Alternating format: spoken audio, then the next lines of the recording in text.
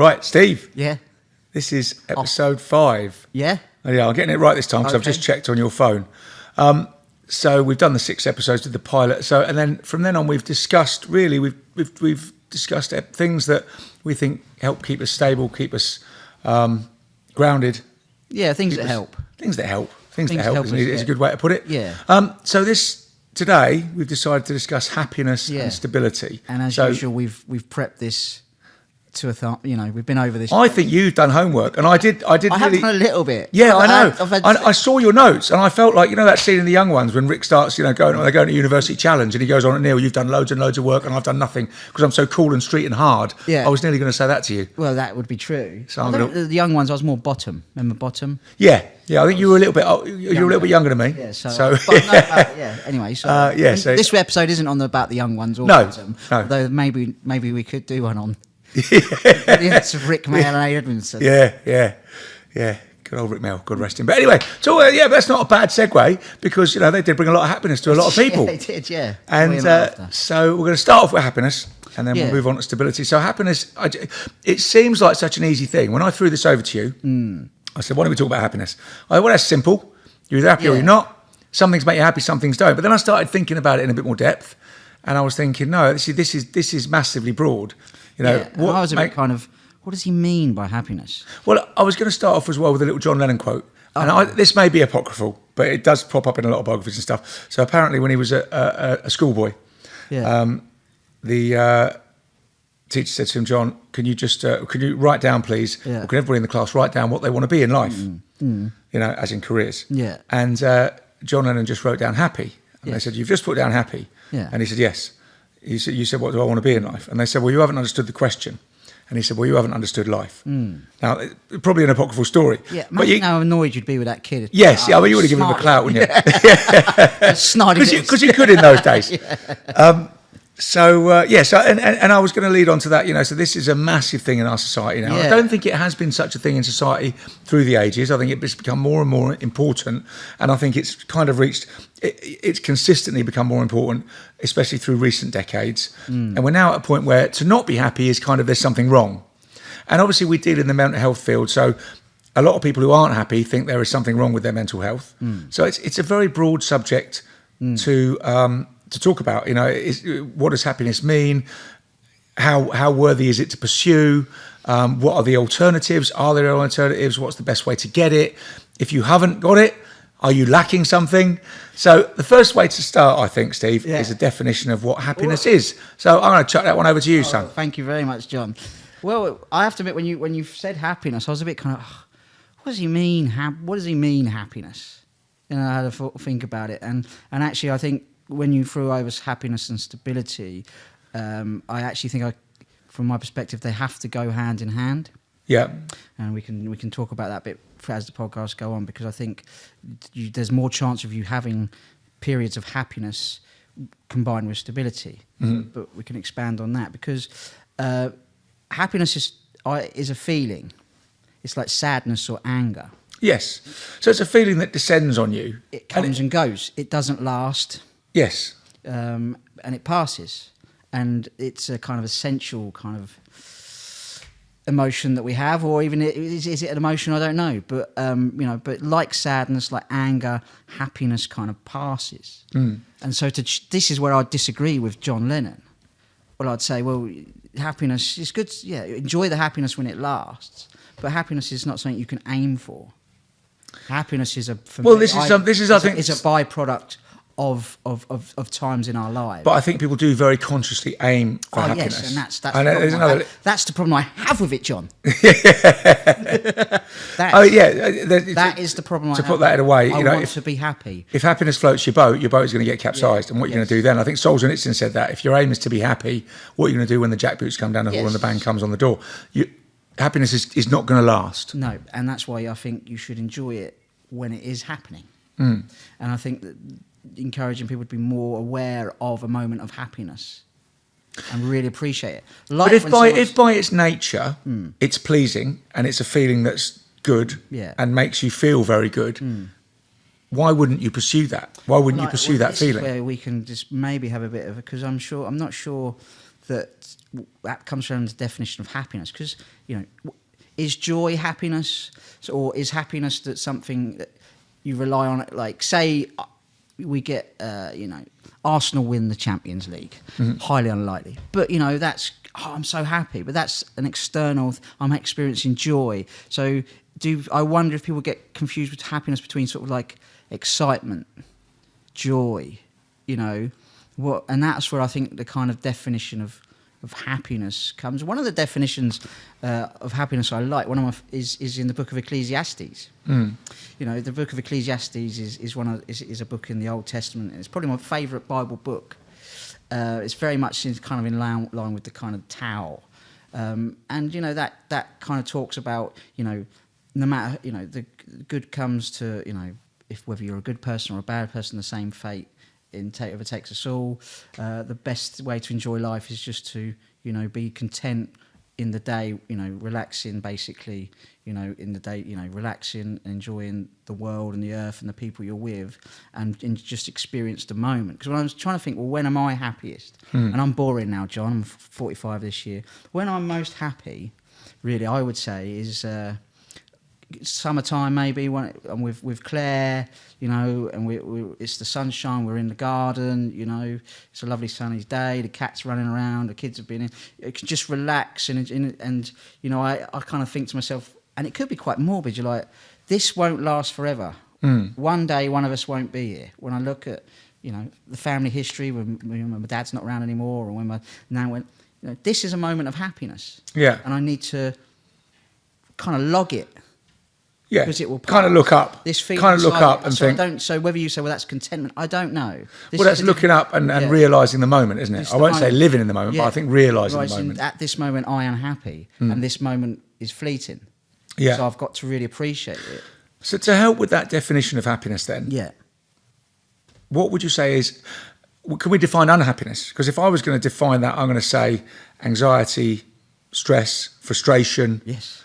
These are things that make you unhappy. Yeah. So, yeah, I suppose maybe often things are easier to define by their opposite. Yeah, exactly. And you know, those moments are going to. So when I say I am lying in my garden, probably got a nice glass of wine or whatever as well. You know, I know that those feelings are going to come along as well as happiness. So just enjoy this moment while it's happening, because you know, who knows what's going to happen tomorrow or whenever. So, so I think when people say I want to be, that's where I think stability comes in, which I'm happy to elaborate on further into the podcast. Yeah, well, we'll keep that. I mean, one thing. I mean, it's also, if we're going to talk about happiness and the pursuit of happiness in a way, although we seem to be erring on the side of you shouldn't pursue happiness, but if we are going to talk about the pursuit of happiness, I think one thing that's interesting in our culture is if you say to someone, "What, you know, if you were going to want to be happy, what's the easiest thing?" And a lot of people will say, "Win the lottery," which you can transcribe as have a lot of money. Yeah, and I think that's very interesting, because if you look at the data on that, which is in and well recorded, But what does winning the lottery bring you? Well, if you go stability. Well, does it? I don't think it does, because if you go in terms of fantasy, because of money. But if you go from 15 grand, let's say, to 30 grand, your happiness index will go up significantly, because being poor is very stressful. Yes. If you've got to feed the meter and you're running out of electric and you've got the bailiffs on the door and you can't afford the bills, and especially that is heightened if you're living in a community as we live in, where you would be rubbing up against people who are very rich. Yeah. And so you would think they have no problems, I have all the problems. So it's that perception. It's that, you know, as we've sort of seen, you know, if you look back on the data, people who in a community of poor people don't realise they're poor. Yeah. But when you're rubbing up against people, it's the inequality that increases that anxiety and that frustration. So being poor does lead to the things that we said cause unhappiness. It leads to frustration, it leads to stress, it leads to anxiety. So there's a big, when you jump up, and then you can continue this upward trajectory up until you get broadly to about £60,000 a year. Now, when you get to that stage, you can kind of say, look, you're not going to have the bailiffs knocking on the door. I know, you know, they're not. I'm talking broadly. They're not everybody's circumstances. You're not going to have the bailiffs knocking on the door. You can go for a foreign holiday. The kids can have some new clothes. There's food in the cupboard. You know what I mean? You're at that stage of living. This is not luxury, you know, but you're at that stage of living in our society at current. So once you jump from there, happiness index goes up very minimally. You know, then you go to 100 grand, then you go to 500,000, then you go to 1 million. Your happiness does increase a bit, but it plateaus almost totally at 60 grand. When we see that within the Cornermen, there's not, you know, there's a vast array of what people earn. Yeah. You know, and so it's... Well, it's not... So what I'm trying to say is not as linked as people think. Yeah. And I think the interesting example you gave of the lottery, there's been other studies that have followed people who've won the lottery, and they found that generally it's often, very, very often, a poison chalice. Yeah. What it does is it leaves people very unhappy, because what it does, and this is the key, I think, to happiness that I'm going to get at, is it imbalances your interpersonal relationships. Yes. So you are living in a community of people, relations, cousins, friends, all that sort of thing, who probably have the same sort of income as you and the same broad experiences financially as you. And then all of a sudden you come along and you win X amount of money. So let's say it's a lot of money. It's £1 million, £2 million plus pounds. So what are you going to do? First of all, well, people's first instinct, funnily enough, is always to give it away. So, well, I'm going to give this to them, and I'm going to give this to them, and all that sort of thing. But, well, then where do you stop with that? Because I'm going to give that to my cousin. Well, what? You've got a lot of cousins. You're going to give them all that. I'm going to give this to my son. Well, you know, what about the rest of the people? So what you do is you get a load of resentment from the people that you don't give money to. Yeah. You might get some initial joy from the people you give money to, which is then followed by resentment if you're giving more money to someone else, or they want more money. And so the misery comes from the and also what it does is it takes away, often, what's the point in working now? You know, you're working and you're earning £50,000 a year, but now you've got £2 million in the bank. So there's no point doing that. And, you know, if you go to work, your colleagues might be maybe even resentful. But so you've now sort of lost a bit of the purpose that you were going for. And the interpersonal relationships is what I'm getting is the key. I think that's the key to happiness. Okay, yeah. And you put a right, you know, cat among the pigeons with that. Is you know, I'd like to encourage people to play the lottery, because we get funding from the lottery. So Lottery is great. I meant to say that, yes. So in a way, this programme is sponsored by the National Lottery. Can we cut that, Mark? Yeah. No, I forgot about that. But what we're saying is, you know, it's not finances that bring. No, I was using the lottery as a broad example. That finances are not as linked as people think. Kind of. Yeah, it's the first thing people think. You know, we link, you know, but there's almost like, that's what I'm saying, a kind of desire for stability. Money brings, I haven't got worry. I'm stable financially, you know, is a kind of link with the happiness. But yeah, I think, and possessions as well. I don't think that, you know, that in the kind of culture we're in, which is very driven by material possessions, and it's sold as happiness, but it's not. Yeah, you know, and I think that's the point you were alluding to. If I'm right, that's again not happiness. So, how do you pursue happiness, and is it linked individually? What makes someone happy? Is that down to what for them? I suppose. Oh, well, no. I think broadly, I think interpersonal relationships are the key. Okay. I think to happiness, as by what I've just talked about, you know, that the money cannot make a big difference, but those personal relationships can. And you already talked about, you know, which we'll come back to you later, maybe Claire being your wife, not the cat, but Claire being... He's very important to me. Yeah, Claire, but you know, that interpersonal relationship you sort of as the core of an expression of your happiness, or a moment of happiness, which I think is interesting. It with some, you know, it's sharing with someone. Well, also in what we deal with in the Cornermen, the worst... and you're more the expert on this than me, so you may correct me, but the worst possible danger indicator of any sort of catastrophic outcome coming about in somebody is isolation. It's one of those factors, yeah, absolutely. Yeah. So isolation, which you could say a lack of interpersonal relations. Yeah, it starts relationships. Yeah, it starts. That's a really, you know, that can lead to a catastrophic outcome in people's mental health. I think we're social animals. Yeah, totally. And you know, one of the whole part of what the Cornermen is, you know, is trying to bring community, because we're social animals. And you know, if it's I'm a big believer that we're in a kind of mental health crisis, if you like, because we're losing the sense of community. People don't feel like they belong, and if you don't feel like you belong in a kind of in a family or a relationship or a group, then it's detrimental to your emotional well-being. It's not even meant. It's just we're made in a certain way, I think, and that's why, you know, my homework was Maslow's hierarchy of needs. I don't know if you're aware of Maslow's hierarchy of needs. Loosely, but you explain it. Yeah. So I mean, that's why I had to print it off, because my memory is terrible, as you know, John.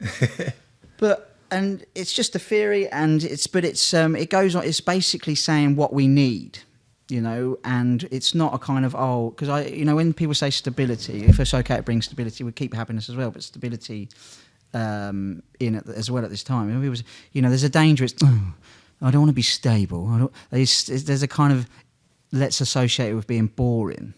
I've got to be stable, and well, actually, I think it's more important than that. I think the way we're made up, there's a kind of few things that are absolutely necessary to be laid as a foundation for us to be able to have those moments of happiness.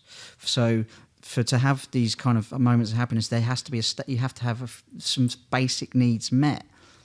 Obviously, I think there's moments of happiness everywhere, but I think my belief or my theory or whatever is the more you've got this kind of stability, the more these kind of periods can happen. And so, Maslow's is a kind of if you imagine a pyramid there, John, people won't be able to see it on the thing, but so it basically lists what the foundations at the bottom. Yeah. What's most important. So it says the most important foundation, what we need is to have our psychological needs met. So sorry if I keep looking down, but so that one is air. Obviously, we need to breathe. Water, shelter. So physiological needs. Yeah, shelter, clothing, sleep, and reproduction. Yeah. A little bit of shagging, John. Yeah. I think that's what it means. I don't think there's a dry, but Yeah. And then on top of that, we have safety needs. Yeah. So personal security. So that's living with no violence, crime. Obviously war. Health and well-being, stable environment, financial security and safety needs. So that's what you was talking about, in terms of if you are poor, if you're really struggling, financially, it really affects you because psychological and safety needs are the two kind of foundations. Then you start to need to have love and belonging, so family, friendship, community, romantic relationships, group membership, which is what you were talking about before. So love and belonging and romantic relationships is, from what I can see there, two above the physiological needs. So after physiological, safety, they're the next important things. So sex comes on the bottom, and then romantic relationships come 2 tiers up. I thought they were linked. I don't know, John. That's not. What are you thinking about? Well, anyway. Reproductive must be the drive to reproduce then. Yeah. Which. Yeah. I think we're semantics there, John. Okay. Yeah. Okay. I'll leave that. I'll just. Romantic relationships. I think we could go down a wormhole with. Yeah. So I was talking about sex and romance. Maybe that could be our next one, John. Group membership, affiliation, and affection and intimacy. Yeah. And then you kind of build self-esteem and self-actualization. So these are the kind of we need certain things. We need stability layered upon these things. And would you say at the top of that pyramid is happiness? Well, I wouldn't say that. I think that's what brings about happiness. Right. So it's not. It's brings about the almost the playing field for happiness to happen. So you could argue, I'm going to pursue happiness. Okay, well. What needs have we got, and how are they being met? And if you haven't got food and shelter, that's the first one you need to kind of, get sorted. In previous jobs working with homelessness, the first thing you need to get someone in off the street, give them a room, feed them, and then how are you living? Are you getting a job? Those kind of things. Financial income. Then love and belonging, and these are all things you need to be working on to try and get that kind of that will increase your chance of happiness, of these period of happiness that come along. So, and there'll be like sadness, anger that comes along, and that's why what I'm saying is I don't know if you can pursue happiness. I think it's a byproduct. Yeah. I think you can pursue. I think people do pursue happiness a lot. I mean, we obviously deal with a lot of addiction issues as well. Yeah. And that would be interesting. There's a lot of people, and myself included, if they said, "Listen, Steve, why don't we just jack this in, unplug the mics, we've got a few quid, let's go out, get on it. We'll get a train to London." Yeah, all right, John. We'll you coming, Marky? We'll have a blast. We'll have a blast. Yeah. Do you know what I mean? We'll just, we'll do, drink, whatever. Yeah. You know what I mean? And that's a pursuit of happiness. And I'm not suggesting we do that, Steve. Don't worry. No. But I'm just saying, you could say, look, I'm just gonna throw it off. Or is that a kind of, or am I just being, I think you would have a good time. Is that a pursuit of adventure? I think you would have a good time in the short term. Oh God, yeah. I think you could have, Next day, say, yeah, the next day would be you would pay for it. Yeah. But And I think if you're going to and say then relationship struggle, and that's where it starts to pick apart what we're yes, talking about. so that's a pursuit of short-term happiness, Short-term, yeah. which can have a sort of inverse effect. Yeah. Where you actually lead to anxiety and stress after that. The reward is not. Yeah, but short-term rewards of happiness Yeah. can be pursued in that way. I mean, for example, you could say stealing is another example of that. So if you do that short-term, you think, well, I'm going to be better off, but long-term, probably not. I'm not even sure. It's more of a buzz. I don't know. I think that all depends what happiness is. Well, is coming on to that? Happiness is feeling excited. Happiness. What are we talking about when it comes to happiness? Because some people, I'm so happy. Well, interestingly enough, we talked earlier about a definition of unhappiness. Yeah. And you could define that as suffering. And you don't really want suffering in your life. You want to minimise suffering in your life, which I think that triangle showed. So you want to minimise suffering by taking certain steps. But you don't want to, interestingly enough, thinking about it, you don't want to eliminate suffering, do you? Don't want to eliminate suffering completely. I think it's just impossible to do it. I think it's impossible. And would you want to if you could? Because you would. Well, I think my answer would probably be yeah, please. But do you not need those moments of happiness often come after overcoming a struggle in which the struggle must necessitate suffering within it that you have to overcome in order to achieve and therefore to feel happy? Yeah, I think your sense of achievement, so your self-esteem. So the struggle. But I think if I had a choice to eliminate suffering, I think I'd go, yeah, for sure. I just don't think you could. I just think that's just an option.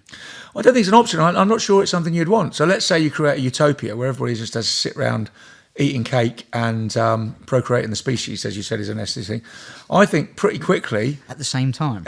Yeah. Now, I'm sure there's videos of that. But I think pretty quickly you would get so bored that you would find that people would start smashing things up to make something happen. Yeah. So I think a certain amount of suffering is inbuilt, just as in the fabric of reality, the mortality is in. So we have to deal with that, but which gives a meaning to things. Yeah, I mean that's is suffering might be a necessity, but I'd still think it'd be the drive is to wear it to. Okay, well I'm not coming to Steve's perfect world. Let's just put that down now. You sure? Oh no, I'm out here. You sure? Right, I'm out here standing out here in the wind and rain, looking in. All right, right, everybody, crack on with the cake. Get your clothes off John's outside. He won't come in. His nose is pressed to the window. But he won't come in. He's pursuing happiness. Are you sure we'll have a bit of cake, like Mrs. Doyle, which is getting sold a teas made. Mrs. Doyle, she says, it takes the misery out of making tea. Yeah, maybe I like the misery.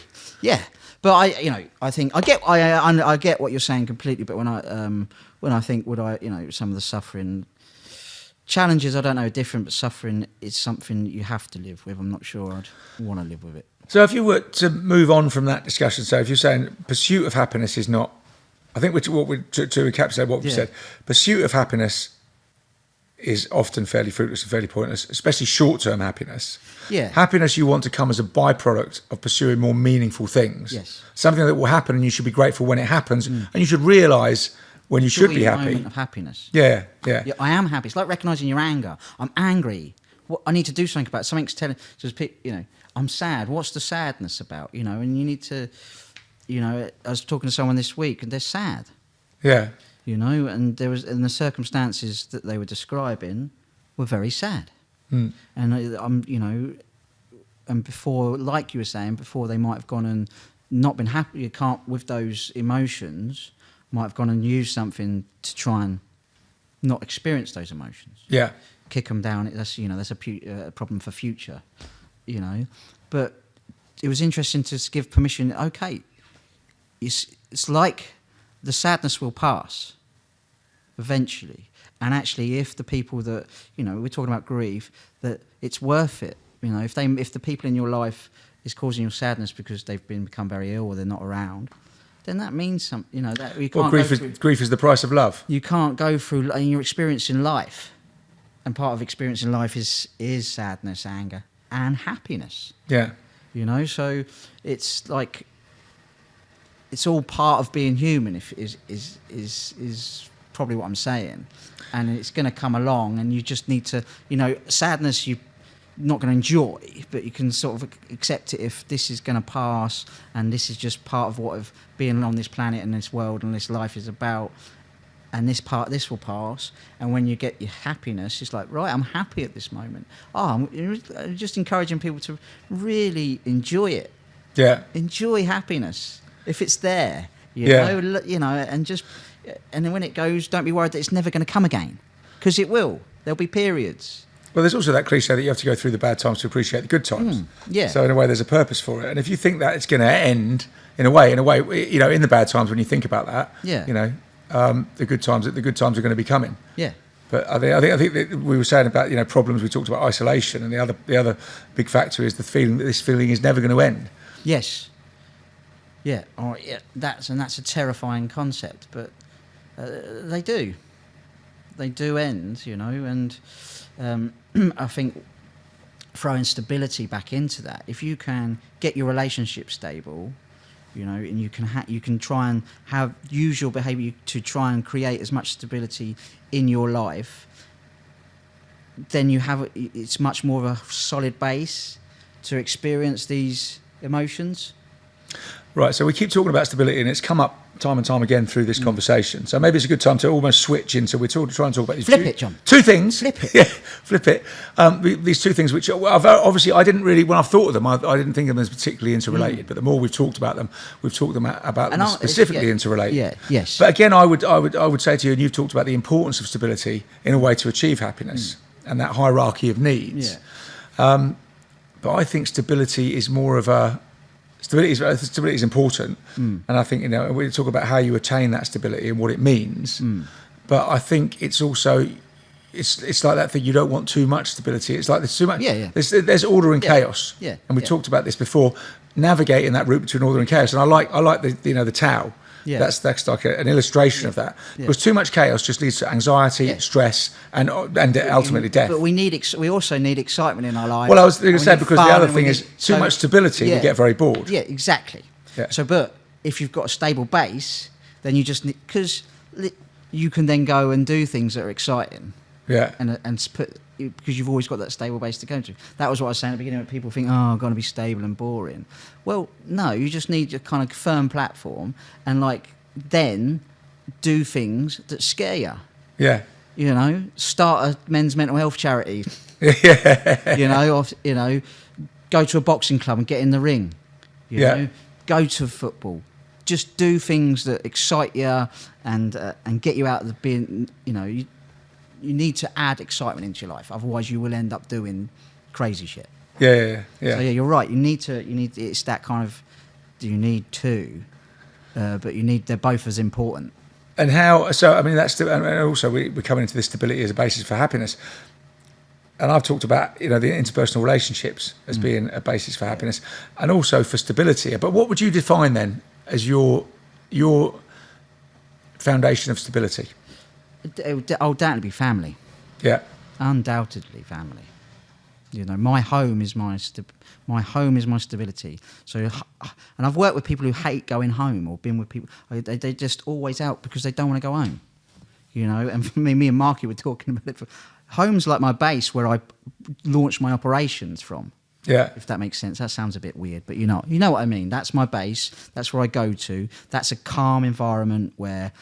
That's not to say that me and Claire don't, you know, have disagreements, and or the kids, and you know, we're a normal family.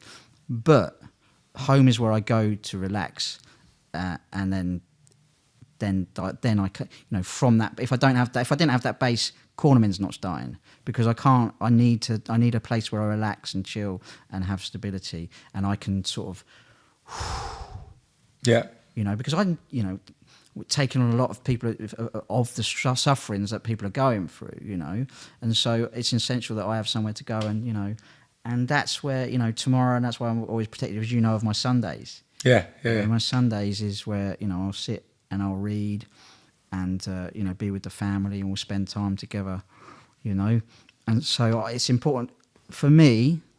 For that stability, definitely comes from my home. It's my home. Yeah. And that's where I get the strength to recuperate and try and go and you know, start the Cornermen or whatever, or, you know, I can somewhere to go back to.